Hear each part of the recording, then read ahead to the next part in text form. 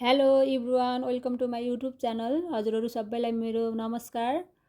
म आज हेर्नुहोस् गाउँघरमा फलेको सानो खट्ट अमिलो अमलाको अचार हाल्न जाँदैछु।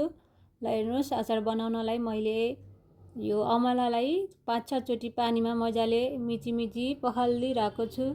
ल हेर्नुहोस्, यतिको पखालिसकेपछि यस्तो छान्नेहरूमा राख्नुपर्छ, पानी सबै निर्तिर जान्छ। अनि तपाईहरुसँग छानी छैन भने पातलो सुतीको कपडाहरूमा छान्न सक्नुहुन्छ। यतिको पानी निर्तिसकेपछि ल हेर्नुहोस्, अब यसलाई उसिन्नु पर्छ। उम्लिरहेको पानीमा हेर्नुहोस्, भुलभुल उम्लिरहेको पानीमा मैले माथिदेखि अमला राखेँ। मजाले यो अब उम्लिन दिनुपर्छ एकचोटि। उम्लिसकेपछि माथिदेखि अब सानो अब प्लेटले थालले ढाकिदिन सक्नुहुन्छ। यसलाई चाहिने मसलाहरू मैले लगिसकेको छु। टिमुर, मेथी, जिरा, अनि धनियाँ दाना, सोम्प, सुकेको खुर्सानी अलिकति लगिसकेको छु। यति भइसकेपछि मनतातो भइसकेको छ।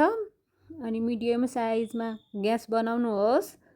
यतिको भइसकेपछि बिस्तारै अब चमचले चलाउनुहोस्। यतिको भइसकेको छ। यता अब अमला पनि पाकिसकेको छ। हेर्नुहोस् कस्तो राम्रोसँग उम्लिसकेको छ। अब अघि भुटेको मसला मजाले मिक्सरमा राखेर यसलाई धुलो पाउडर गराउनु पर्छ। मैले यसलाई पाउडर बनाइसकेको छु। ल हेर्नुहोस्, ठिक्कको मोटो मोटो गरेर। अब भइसकेको छ अमला, रेडी भइसकेको अमलालाई मजाले फुटाल्नु पर्छ। ल हेर्नुहोस्, मैले अब सानो सानो पिसहरू फुटालेँ। हजुरहरू हड्डी फाल्न नि सक्नुहुन्छ। मैले चाहिँ हड्डी यसमै राखेँ। तपाईहरूलाई हड्डी मन पर्छ पर्दैन यसमै राख्न सक्नुहुन्छ, फाल्न नि सक्नुहुन्छ।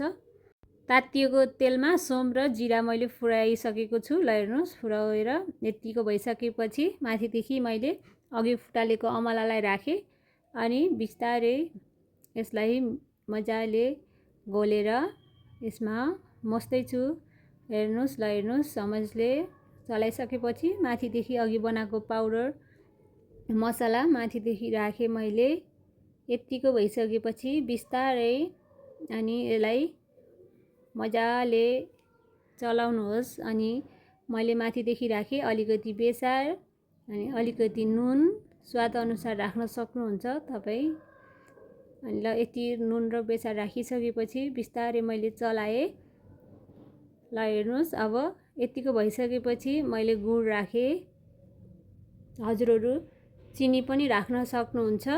चिनी गुड नभएपछि चिनी राख्नुहोस्। चिनी नभए अब मन पर्दैन भने चिनी गुड राख्न सक्नुहुन्छ। ल यतिको भइसकेको छ। मैले फेरि पनि थपेँ है, गुड धेरै नै मनपर्छ। नुन चाहिँ अलिकति राख्नु, धेरै नराख्नु, अलिकति थोरै। ल हेर्नुहोस्, अब अलिकति नुन राखेर मैले गुड पनि राखिसकेँ। ल हेर्नुहोस् कस्तो राम्रोसँग मजाले अमलाको अचार भयो। ल हेर्नुहोस्, हजुरहरूलाई मनपर्छ भने यस्तै गरेर बनाएर खान सक्नुहुन्छ। अमला ठुलो सानो दाना जत्रो भए पनि तपाईहरूले अमलाको अचार बनाएर खान मन छ भने ल हेर्नुहोस् कस्तो मजा, आहा कस्तो स्वादिष्ट। भिडियो कस्तो लाग्यो मेरो च्यानललाई सब्सक्राइब गर्न नबिर्सिनु होला।